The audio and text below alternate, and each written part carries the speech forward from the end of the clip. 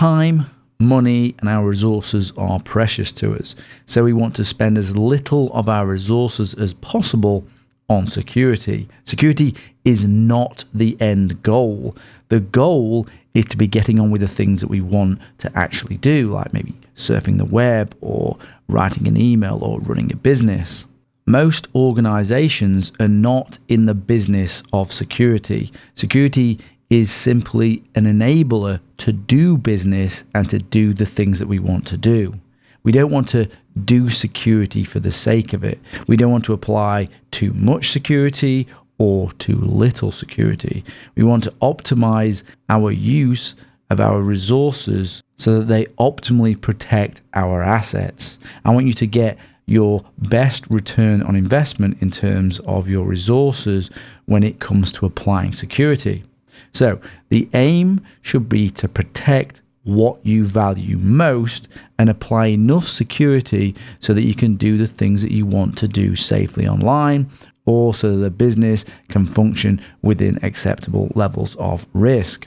So let's now do a simple thought experiment. Either for yourself personally, you can think about this for the thought experiment, or you can think about maybe in the context of an organization or a service or application. We're going to think about in the context of this thing that you want to protect. Consider their files, their emails, their accounts, and ask yourself, what is most confidential? What can't you afford to lose? What is irreplaceable? What could cause the most damage? What might impact your reputation? We could think in terms of things like photos, credit card details, bank account details, personal identifiable information, PII, account information, maybe social media, LinkedIn, Facebook, Amazon, PayPal, your primary or main email accounts, Bitcoin wallets and other cryptocurrency wallets, cryptocurrency exchange account details, browser history, secret or confidential files and data, password information, financial records.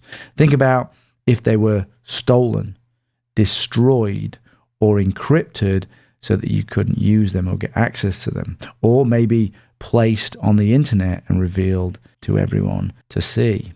Perhaps put in the hands of cyber criminals and the potential they have to do something with them. This thought experiment should start to guide you towards the things that are of most value to you or the organization or the object that you are considering in this security context. To apply effective security, you must know what you value and how much you value it. You must understand the security objectives for that asset. For example, do you not want it stolen? Do you not want it destroyed? Must it be available to you at all times? The things that we value, we will refer to them as your security assets. The things that we value, your assets. As we go through the course, you will apply security to the assets that you value, and you will concentrate your security efforts on the assets that you value the most and that are at the greatest risk. There's little point, for example, spending hours trying to back up files you can replace and not taking special care of files that you cannot. You want, for example, to apply maybe two-factor authentication to accounts that you care about, and maybe not waste time with two-factor authentication on accounts of little value. So security has its context. If you have assets in your mind now that you're thinking about as we've gone through the thought experiment that you want to protect or considering protecting, as a practical exercise, write down those assets.